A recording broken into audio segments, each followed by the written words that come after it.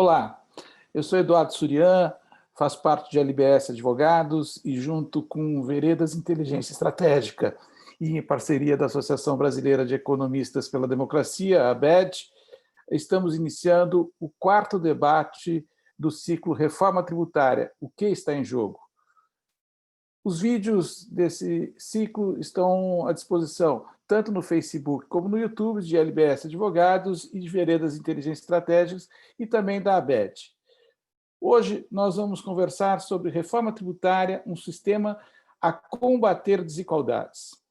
Falar em tributação e desigualdade é trazer para o debate questões como justiça fiscal, tributação que implique quem tem mais paga mais, quem não tem não pode pagar, consumo para sobrevivência, alimentos de cesta básica, medicamentos essenciais, ensino, não podem se sujeitar à tributação que onere quem dele necessita. A precarização do mercado de trabalho, a tributação que deixa de existir, bem como aquele que imagina que pagará menos impostos, mas perderá rendimentos. Por isso, trazemos hoje especialistas que estão no centro do combate da questão da reforma tributária para que ela seja justa, solidária e assegure recursos para o bem-estar social e para a retomada do desenvolvimento. Os nossos convidados hoje: Eduardo Moreira, engenheiro civil pela PUC do Rio de Janeiro, estudou economia na Universidade de San Diego, na Califórnia, e Clemente Gans, sociólogo formado pela Universidade Federal do Paraná, ex-diretor técnico do DIEESE. Nós começamos hoje com uma apresentação inicial dos dois convidados, depois nós teremos 2 blocos de perguntas e as considerações finais. Essa é a dinâmica que nós vamos ter nos nossos trabalhos do dia de hoje. Bom, eu abro trazendo a seguinte questão. O Brasil é um país desigual. Nós vivemos em tempos de pandemia, tempos verdadeiramente estranhos. Negacionismo, irracionalidade, desconfiança na ciência. Nesse caminho que o isolamento social, quer queira ou não, passou a ser uma constante necessidade, o impacto da economia é fato. Se medidas de combate à pandemia fossem objetivas, unificadas e, evidentemente, nos momentos corretos, com certeza, essa fase da economia poderia ser diferente. Quem sabe não teríamos mais de 155 mil vidas perdidas e milhões de adoecidos. Com muito custo, o Congresso aprovou um auxílio emergencial que, aos olhos do governo, corresponderia a 1/3 do que se efetivou. Por sua vez, os R$ 600 trouxeram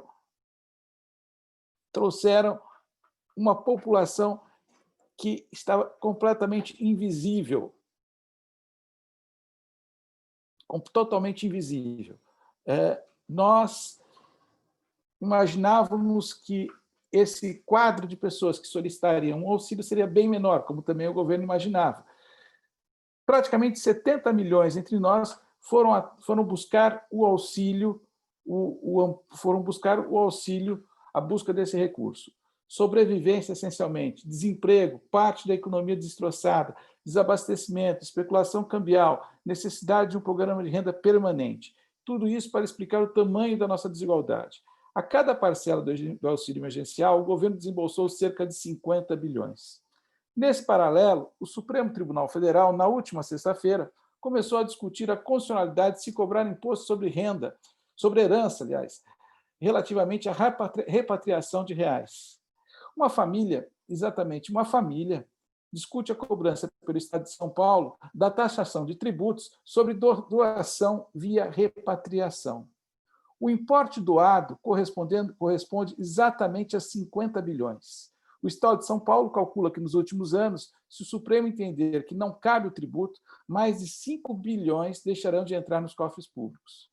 Entre outros, é um quadro do tamanho da desigualdade. 70 milhões para tentar sobreviver custam a herança e doação de uma família. Lucros e dividendos não são tributados diretamente. Assim, o 27,5% do imposto de renda para ganhos superiores a R$ 5.000 tem pesos totalmente diferenciados. Ricos e impostos são palavras quilométricas de distâncias no Brasil. Abro nossa conversa hoje passando a palavra aos nossos convidados para as considerações sobre o entendimento deles dos diversos níveis de desigualdades do Brasil de hoje.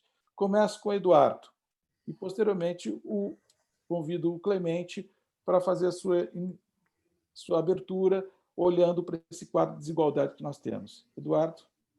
Olá, Eduardo. Olá, meu amigo Clemente. Tudo bem? Interessante, porque eu e Clemente, a gente costuma ter uma reunião na terça-feira. Hoje a gente não tem, mas a gente arranjou um jeito de se encontrar, né? Então, é muito importante a gente estar debatendo esse tema sobre reforma tributária por dois motivos. Primeiro, pelo momento que a gente está passando no mundo, né? O mundo está vivendo um momento onde a capacidade de gerar riqueza sofreu um choque abrupto, literalmente da noite para o dia, né? O mundo vai fechar esse ano com uma capacidade de produzir riqueza em torno de 5% abaixo do que produzia no ano anterior, com a população que segue crescendo e com uma desigualdade que se torna cada vez maior ao longo das últimas décadas, em lugares que já são extremamente vulneráveis. O mundo crescer já não significa muito normalmente. Tem um dado de 2017 que me choca muito, que é o de que 82% da riqueza gerada no mundo em 2017 foi parar na mão do 1% mais rico, e os 50% mais pobres ficaram com zero dessa riqueza. É como se tivéssemos dois planetas diferentes dentro de um só planeta, e esses dois planetas diferentes crescem a taxas completamente diferentes, pegam um naco daquela riqueza que é gerada completamente diferente e, portanto, tem perspectivas de vida completamente diferentes. Isso, com menos riqueza para ser distribuída, ficaria ainda mais complicado. E os primeiros números que aparecem, eles acendem um alerta vermelho para a gente, porque os bilionários ficaram ainda mais bilionários. Foi durante a pandemia que o Jeff Bezos, nos Estados Unidos, ultrapassou os 200 bilhões de dólares. Foi durante a pandemia que várias empresas no Brasil passaram a acumular ainda mais riquezas, com destaque, como sempre, para os bancos, os 4 maiores bancos do Brasil, bancos que tiveram uma ajuda em termos de injeção de liquidez no sistema de mais de R$1 trilhão em termos de riqueza, de liquidez potencial injetado pelo governo. Logo na primeira semana da pandemia, esses bancos fecharam o primeiro semestre com uma média de um lucro de R$5 bilhões, já incluindo aí todas as provisões que eles fizeram e que não foram prejuízo, enfim, ali contabilmente diminuindo esse lucro, que já é um lucro assustador. Então, isso já seria, essa saída da pandemia já seria uma preocupação enorme. Agora, somado a isso, a gente tem o fato do Brasil ser um dos países mais desiguais do mundo, né? Dependendo da pesquisa que você use, o Brasil, em algumas, é o país mais desigual do mundo, em outras ele perde para o Catar, em outras perde para Botsuana, mas, enfim, ele está sempre ali entre os países mais desiguais do mundo. E aí, quando você olha a estrutura tributária do Brasil, você vê que realmente a gente é um ponto fora da curva. E você pode entrar no site do Ministério da Economia e você vai olhar no Ministério da Economia o relatório de carga tributária, e a gente está falando, não está falando de nenhum órgão de esquerda, de uma universidade marxista, nada daquilo que o governo fala. A gente está falando do site oficial do Ministério da Economia do governo Bolsonaro.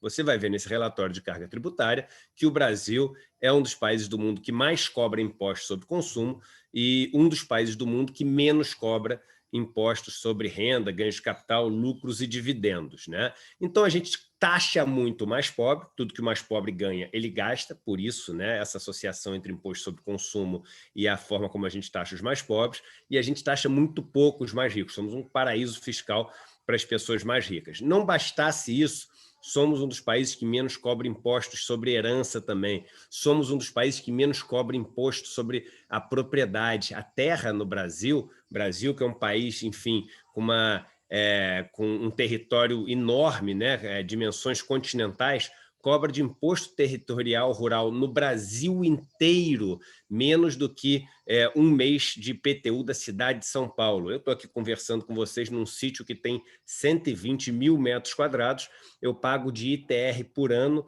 R$250. Eu pago de ITR por ano R$250.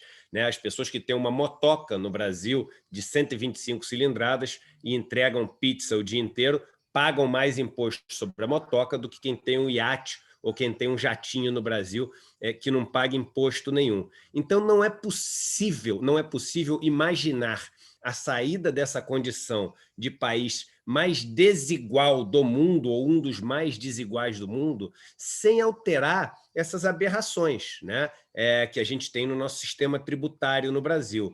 E o problema é que, quando a gente olha o sistema tributário no Brasil, os mais ricos que são, e quando a gente fala dos mais ricos, a gente está falando dessa ponta da pirâmide, não dos 10% mais ricos, como muitas vezes aparece no jornal, só um dado interessante para as pessoas, né? Se você for pegar a linha que divide os 10% mais ricos dos 90% mais pobres do Brasil, a gente está falando de uma renda per capita de R$ 2.800. Então, se você tem uma renda per capita de R$ 2.800, você já está entre os 10% mais ricos. Esses não são um problema, né, em termos tributários. O problema é que a gente está falando daqueles 0,3%, 0,1% mais ricos.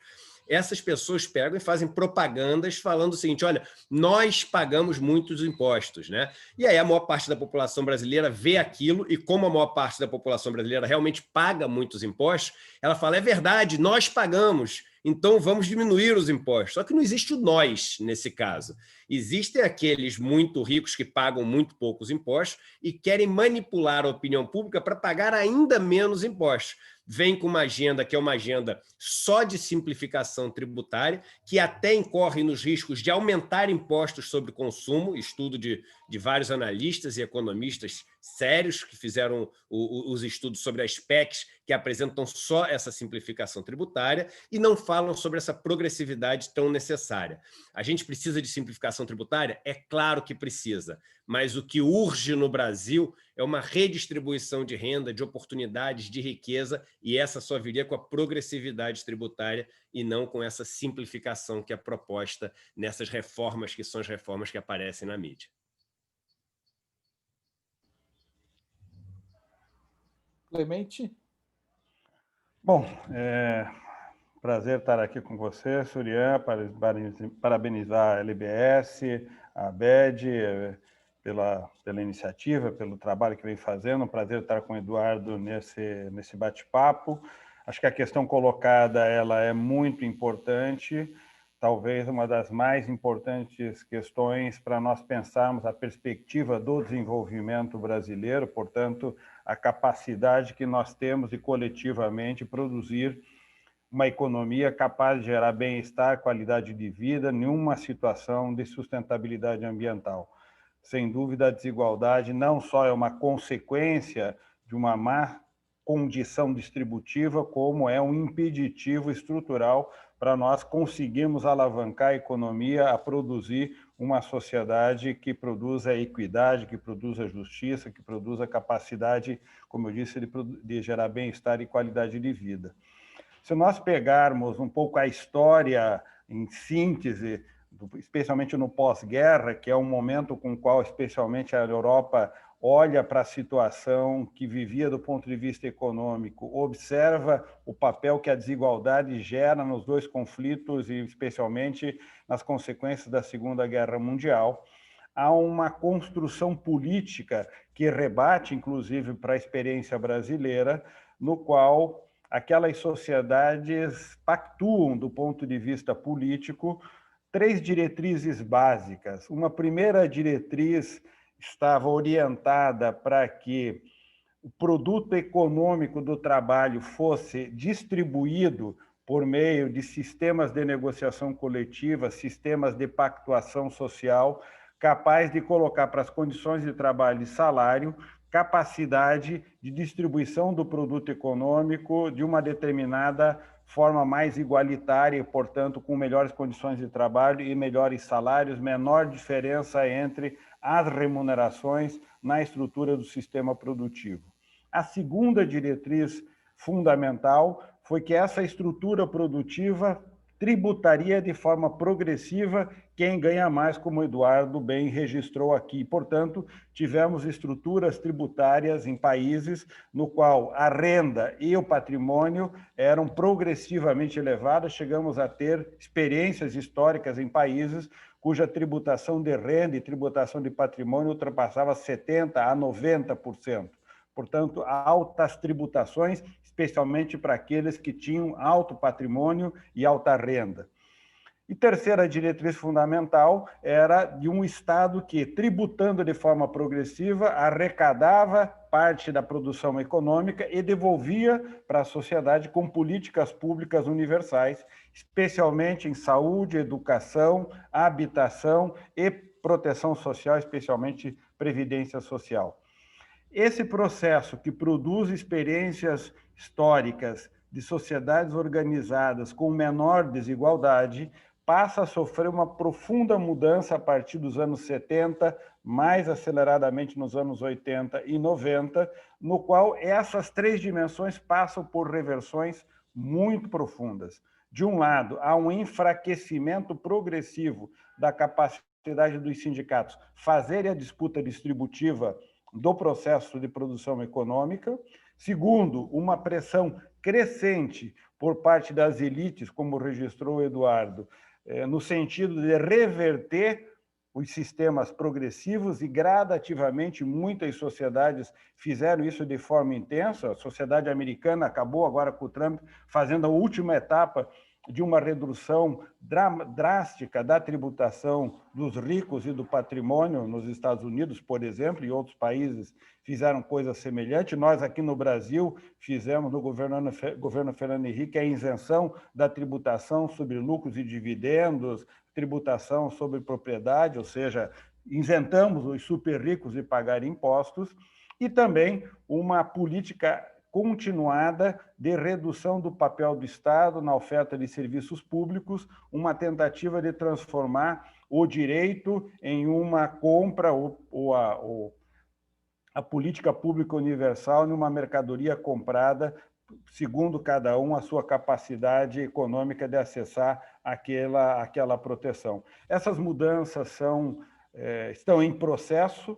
Nós estamos no Brasil vivendo as três dimensões de desmobilizações e remobilizações de estruturas distributivas que concentram a renda e a riqueza. Não é por outro motivo que estudos hoje, especialmente um muito famoso do Piketty, mostra que vivemos um período histórico que ele chama de processo de divergência, no qual as desigualdades se ampliam, diferente daquele período pós-guerra, onde houve um processo de convergência, de diminuição das desigualdades.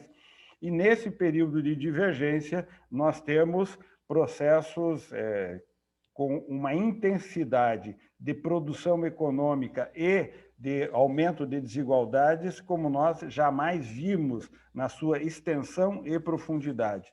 Se nós tomarmos hoje, por exemplo, as 100 maiores economias do planeta, nós vamos ver que quase 70 delas são empresas, ou seja, entre as 100 maiores economias do planeta, as 70 maiores estão, entre essas 100, 70 são empresas, algumas empresas com valores patrimoniais já alcançando valores acima de trilhão, 2 ou 3 trilhões de dólares, como recentemente a Google, por exemplo, apresentou na sua performance.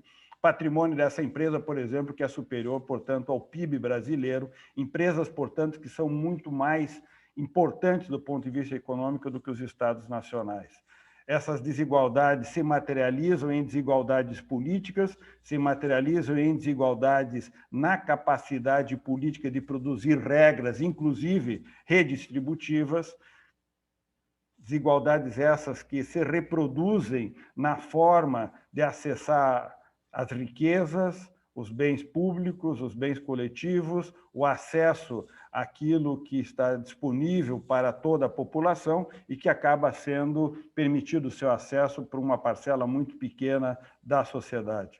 A desigualdade, ela se reproduz na estrutura produtiva, não só é uma desigualdade entre pessoas, entre classes, entre regiões, mas também na estrutura produtiva, entre micro, pequenas, médias e grandes empresas. Essas desigualdades se reproduzem na estrutura social como um todo, em inúmeras iniquidades, e várias iniciativas precisam ser desenvolvidas pelas sociedades no sentido de que a disputa regulatória, o padrão protetivo e os mecanismos de produção e distribuição da riqueza possam permitir que o resultado econômico gere uma situação econômica menos desigual e as políticas públicas sejam capazes de compensar as desigualdades que o sistema econômico não é capaz de resolver e enfrentar. Portanto, é fundamental que nós tenhamos essas dimensões desenvolvidas e uma dessas dimensões, com certeza,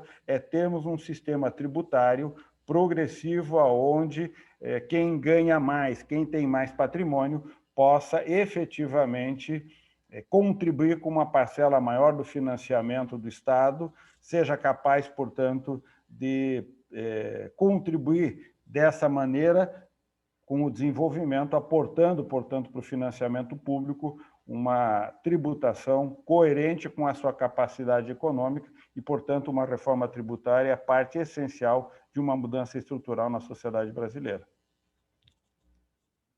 Ok, obrigado, Clemente. Vamos começar o primeiro bloco e eu tenho duas perguntas para vocês em cima das considerações iniciais que vocês fizeram. Eduardo, você traz um aspecto que é importante nesse olhar sobre desigualdade, olhando para o Brasil, olhando para o nosso sistema tributário. Nós temos um sistema tributário, como você bem colocou, em que o patrimônio praticamente não é tributado. O patrimônio é algo que vira, eu acho que pela tradição das capitanias hereditárias, da escravidão no Brasil. O Brasil é a situação de que patrimônio passa de pai para filho e assim sucessivamente e nada se tributa. Onde uma motocicleta de 125 cilindradas paga mais do que uma área de 120 mil metros. Nesse aspecto, como que a gente pode pensar uma reforma tributária, através de uma reforma tributária, buscar um equilíbrio nessas relações que hoje temos? Como que a gente pode construir uma justiça fiscal, ter um sistema que justiça fiscal, em que todos tenham uma devida participação na tributação, na construção da renda do Estado? Como é que você enxerga isso? Bem, eu já começo fazendo um elogio, Eduardo, ao termo que você usou, né, de justiça fiscal. Eu costumo dizer que os termos eles trazem quase que um marketing por trás deles. Então, as pessoas gostam muito de usar, por exemplo, responsabilidade fiscal, né? Então, poxa, a gente não deve gastar mais do que arrecada. A gente sempre vai gastar o que a gente arrecada, né?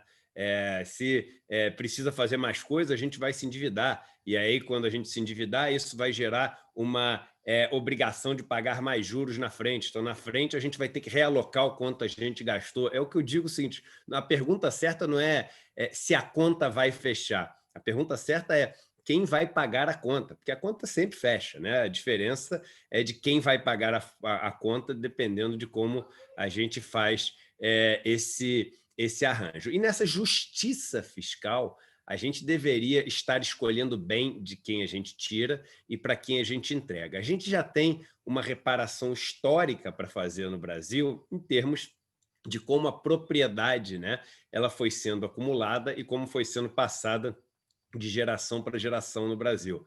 Vale a pena citar um estudo da OCDE, chama-se A Broken Social Elevator, que mostra a mobilidade social dos países, e o Brasil é um dos países que tem o que eles chamam de stickness floors, stickness ceilings, ou seja, chão pegajoso e teto pegajoso. Quem nasce pobre no Brasil provavelmente vai morrer pobre, quem nasce rico vai morrer rico. Demora, em média, 9 gerações até alguém que nasce entre os 10% mais pobres, diz esse relatório, para chegar até a renda média do país. A gente está falando de 225 anos. 70% da sua condição econômica é explicado pela condição dos seus pais. E apesar de a gente no Brasil, por exemplo, ter um IPTU que ele ainda é baixo, tá? Mas é próximo da média da OCDE, quando a gente olha outros impostos sobre patrimônio, como o ITR, que a gente falou aqui, sobre o imposto sobre herança, que a gente citou aqui, imposto sobre jatos, sobre iates, etc., o Brasil ele fica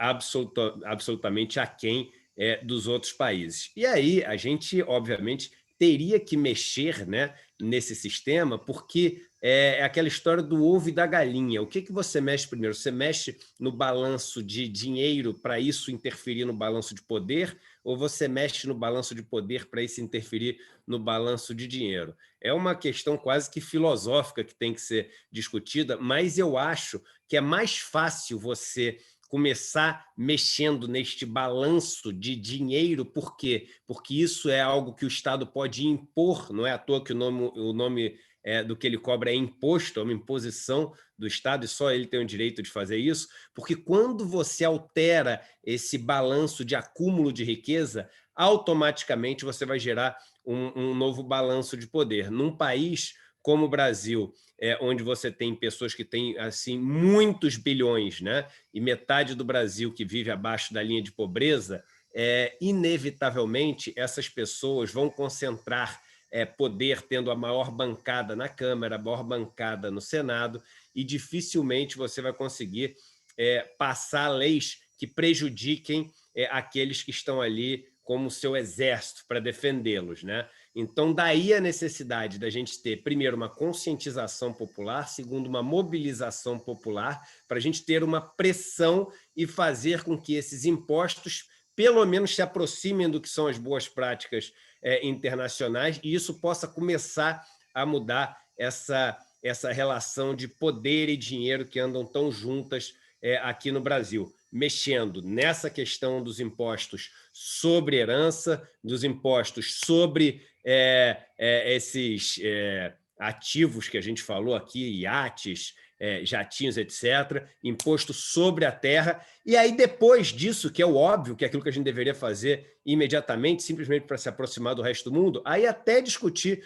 os impostos, aqueles que eles dizem sobre patrimônio, que aí conta o quanto você tem no banco, patrimônio financeiro, que hoje até o número de países que tem isso diminuiu muito. Na OCDE você tem hoje, se não me engano, Espanha, Noruega e Suíça, só são os 3 principais que têm esse imposto. Antes eram vários países, mas o neoliberalismo fez com que a maioria deles abandonassem isso. Mas a gente pode até discutir isso, mas de imediato a gente já tinha que fazer aquilo que o resto do mundo inteiro faz. Ok, eu passo para o Clemente, e aí para o Clemente eu vou conversar um pouco sobre o mundo que o Clemente viveu durante muitos anos trabalhando no Diese, sendo coordenador técnico do Diese. Um dado que eu acho interessante é uma pesquisa que o site G1 fez, em que 70% dos rendimentos não tributados hoje no Brasil, eles se concentram nas faixas de renda superior a 60 salários mínimos. Evidentemente que reflexo da não tributação de lucros e dividendos dessas faixas de pessoas com ganhos acima de 60 salários mínimos.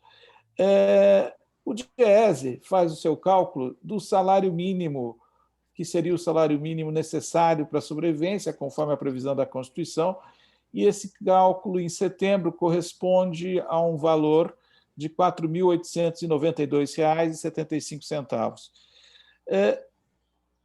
Quando a gente olha para as faixas de tributação, hoje no Brasil, quem ganha acima de R$ 4.664,68 já está na faixa mais alta de tributação do imposto de renda. Já arca com retenção do imposto de 27,5% dos seus rendimentos. Eu lhe pergunto, Clemente, a princípio, se é salário mínimo, os rendimentos inferiores a R$ 4.892,75 seriam rendimentos que deveriam estar na faixa de isenção.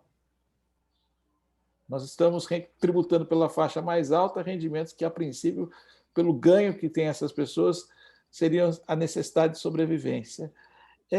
Uma reforma tributária, ela pode distribuir renda?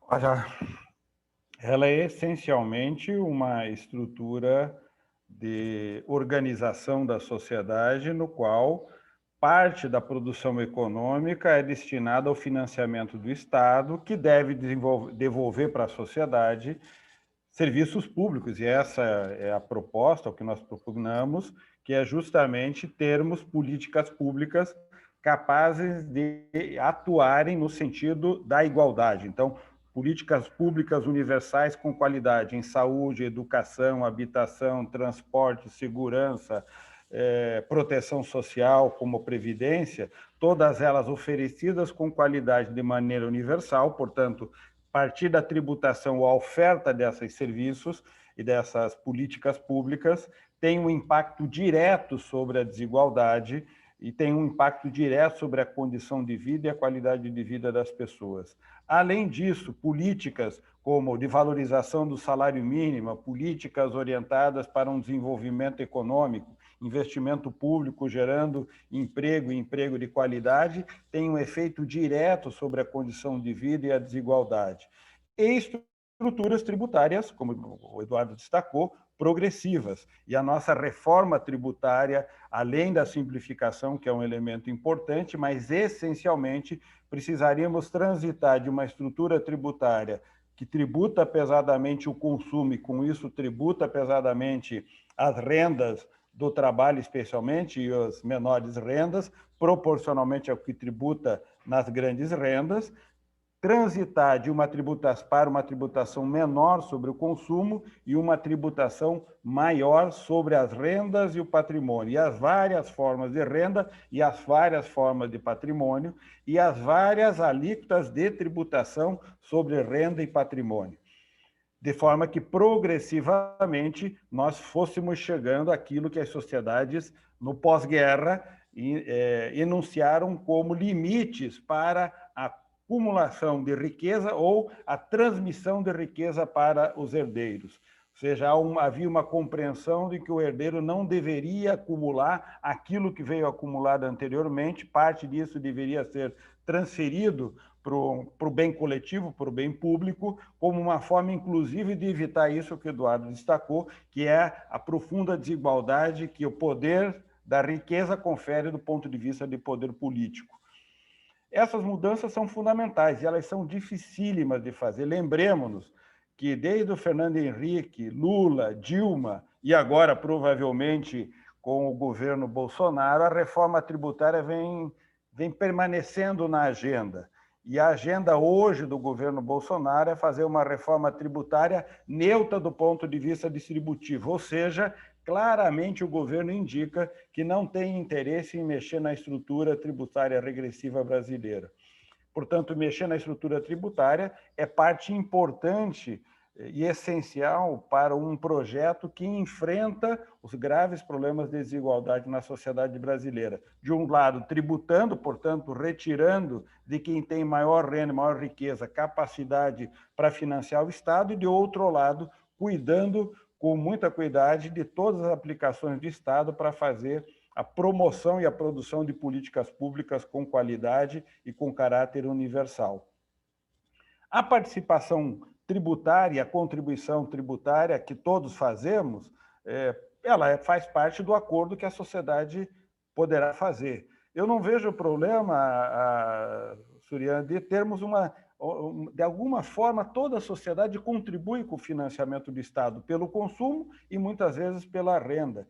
A grande questão que está posta é que nós devemos ter políticas públicas capazes de promover a qualidade do serviço público de forma universal, e essa contribuição previdenciária, se vem acompanhada dessa retribuição do Estado, ela é sempre bem-vinda, como nós podemos observar nos países desenvolvidos, onde a contribuição tributária progressiva vem acompanhada da mesma qualidade para a educação, para a saúde, para a segurança, para toda a população. Então,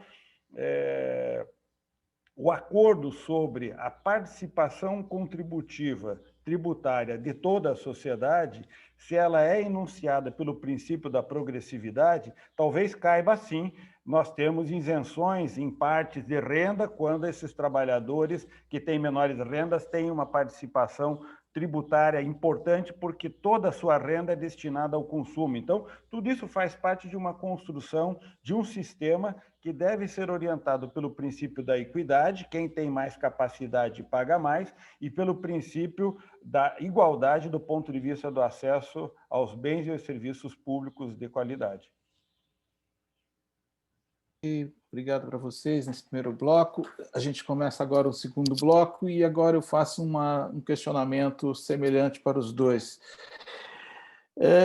Nós hoje temos no Senado a PEC número 110 tramitando e na Câmara a PEC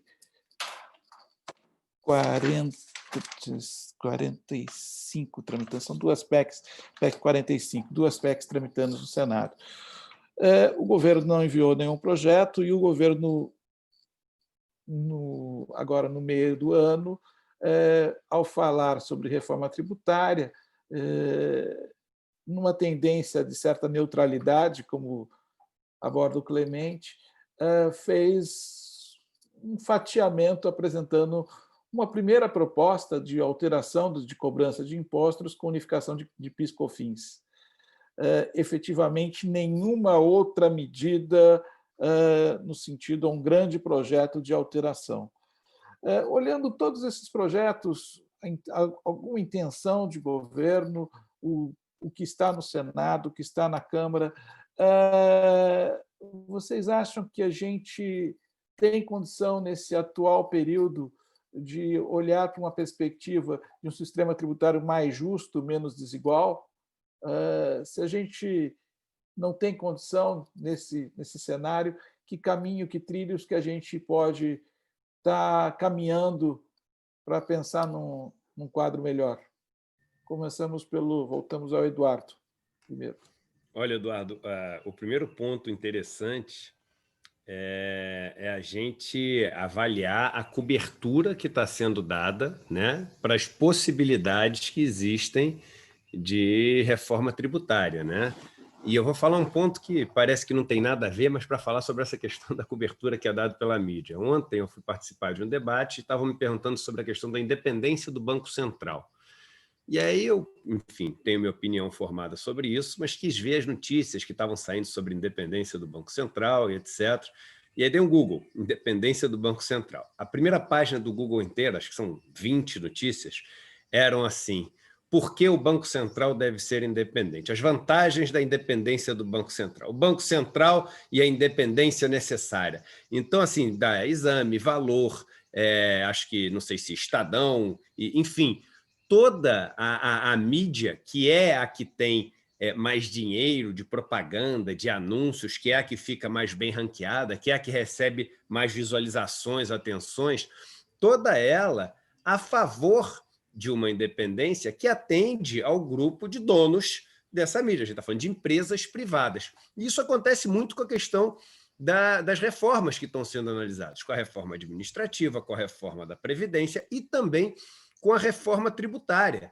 A gente está falando de pessoas que dominam os meios de comunicação de massa, que são pessoas muito milionárias, em alguns casos, pessoas bilionárias. São pessoas que não têm interesse nenhum em ver uma reforma que tribute os bilionários, que tribute os iates e jatinhos, como a gente falou, que diminua essa concentração de poder também que existe no país. Então, as pessoas veem, né, quando eles olham nos portais, nos programas de televisão, etc., uma sequência de economistas, e é engraçado, porque eu converso com várias pessoas que chegam para mim e falam assim: caramba, Eduardo, você sabe que você está sendo uma surpresa para mim? Eu achei que todos os economistas eram a favor da reforma da Previdência, eu achei que todos os economistas eram a favor dessa reforma tributária, da privatização da água e do saneamento. E dá-se uma impressão de consenso que não é verdadeira, dá-se uma impressão de não haverem opções que não é verdadeira. Existe uma reforma tributária chamada de reforma tributária solidária, que é um substitutivo à emenda constitucional 45, a proposta de emenda constitucional 45, que é uma proposta que fala sobre essa progressividade, que tem o apoio de todos os governadores do Nordeste, que tem mais de 200 assinaturas na Câmara para poder ali ser apreciada e ser vista. Em quantos lugares a gente ouve falar dessa proposta solidária? Quantos economistas são levados para os debates na mídia mainstream para poder falar da importância da gente ter essa progressividade dos impostos? Quantas pessoas no Brasil sabem que o ITR é tão baixo? Será que isso é coincidente com o fato da gente ter uma bancada do agronegócio com mais de 300 pessoas? É claro que não é coincidência. Então, é muito difícil a gente furar essa bolha para simplesmente entrar no debate. Então, quando a gente fala desse debate de reforma tributária, temos chance, etc., a primeira vitória que a gente tem que conseguir é entrar no debate, fazer a população entender que existem propostas além daquela que é a do Rauli, do deputado Baleia. Existe uma terceira proposta, existe uma quarta proposta, existe uma quinta visão. Existem economistas negros que têm opinião sobre as coisas, existem economistas mulheres que têm opiniões sobre as coisas, existem sindicalistas que querem falar sobre as propostas, mas essas pessoas simplesmente não são ouvidas e não participam do debate. E veja que a gente não está falando de nenhuma imposição de uma reforma que é melhor do que as outras. A gente está simplesmente pleiteando um espaço no debate que nem esse é oferecido hoje em dia. Então, fica difícil imaginar que, nesse cenário, a gente vai conseguir realizar a reforma que a gente acha justa. Mas eu acho que lutar para que ela entre no debate, isso a gente deveria ter como o mínimo a ser conquistado. Clemente. Olha, pleno acordo com a abordagem que o Eduardo fez, é exatamente isso, há um bloqueio, é um bloqueio intencional, estrutural, há um debate que é um debate complexo, árido, difícil de ser feito, e que é dominado pelas elites que impedem que esse debate tenha na efetiva dimensão, extensão e profundidade que ele requer. Não há uma reforma tributária neutra. O governo se propõe a fazer uma reforma tributária neutra. A princípio, as propostas que estão no Congresso se apresentam como neutras do ponto de vista distributivo, e se elas se apresentam neutras do ponto de vista distributivo, significa que elas permanecerão fazendo uma estrutura tributária regressiva. Portanto, a sua neutralidade significa, efetivamente, que continuaremos tendo os mais pobres pagando proporcionalmente mais tributos e os ricos permanecendo ainda com uma tributação menor proporcionalmente à sua renda. Fazer esse debate é fundamental, o Eduardo bem registrou, a proposta da reforma tributária solidária consolida uma abordagem de mudança na estrutura tributária fundada pela diretriz e pelo princípio da progressividade, fundada em um deslocamento para uma tributação mais intensa sobre a renda e o patrimônio e menos intensa sobre o consumo, e fundada em uma estrutura tributária, sim, que também caminha para uma simplificação, caminha para uma transparência tributária, de tal forma que todos possam saber de que forma que eles participam do financiamento do Estado. Agora, Surya, temos um desafio de curtíssimo prazo, quando você fez a abertura desse nosso encontro, falando dessa crise sanitária, da crise econômica decorrente dela, do travamento estrutural e do custo de curto prazo para proteger a renda, proteger micro e pequenas empresas, proteger a atividade e a condição de vida das pessoas, a atividade econômica e a condição de vida. Esse custo precisa ser rapidamente financiado.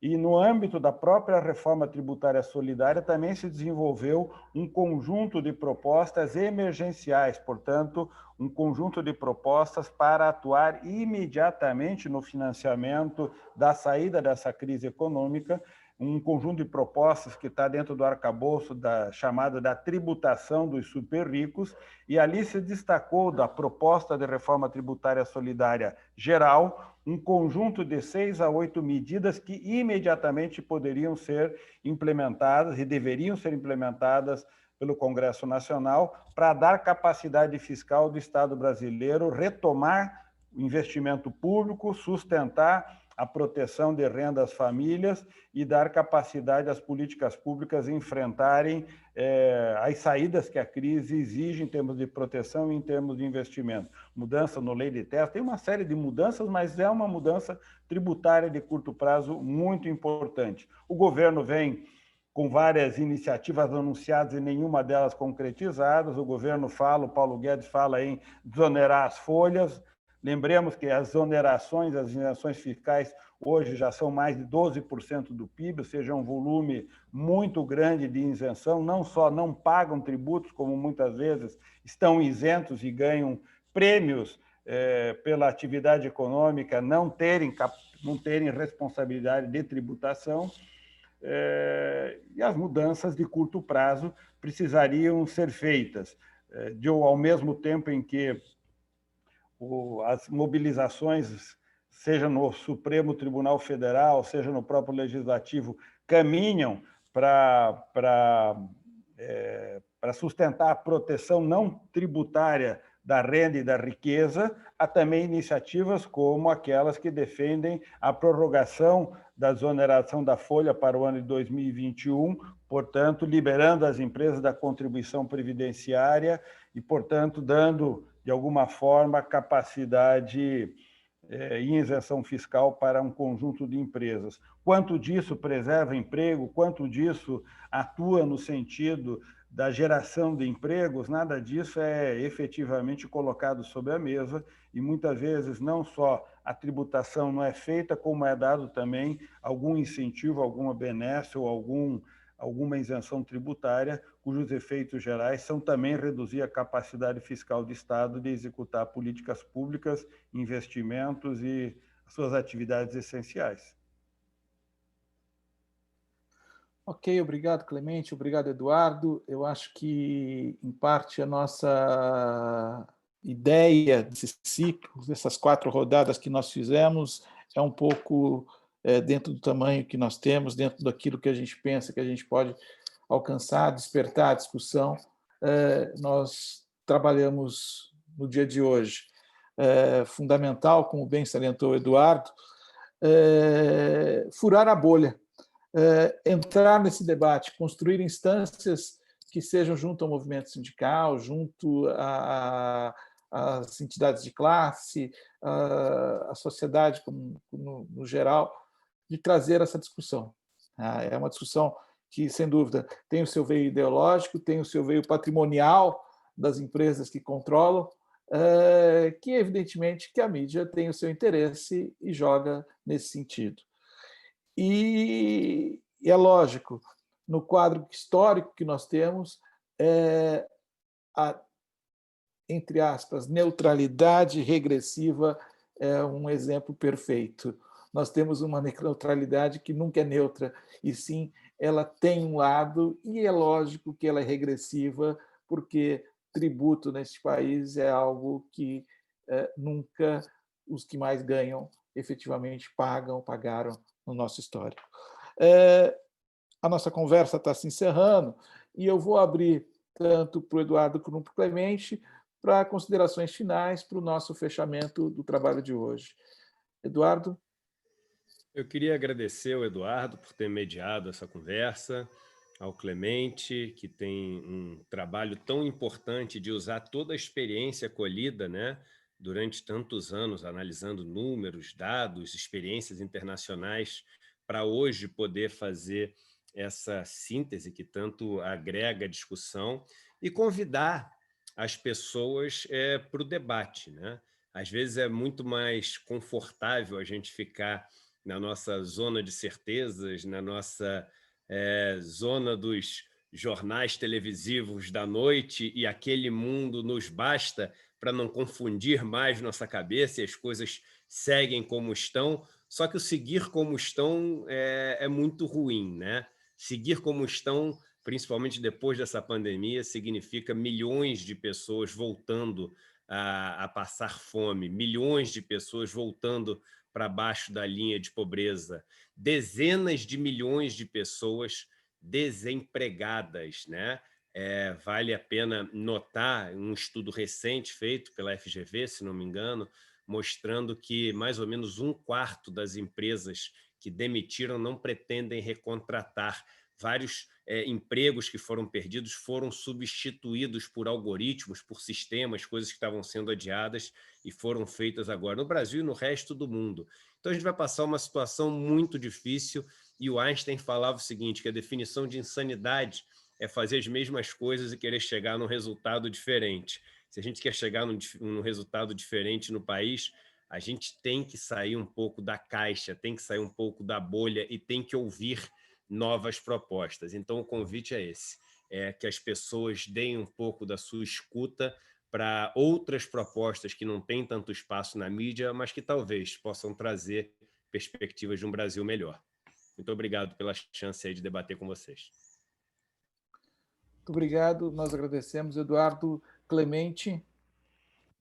Bom, primeiro, queria agradecer a mediação, agradecer o convite da ABED e da LBS para participar desse evento. Um prazer estar aqui com Eduardo Moreira, parabenizar pelo excelente trabalho que ele tem feito, a militância, debate público, as iniciativas que tanto têm contribuído para fazer essa missão de tornar público debates, questões que são fundamentais e essenciais.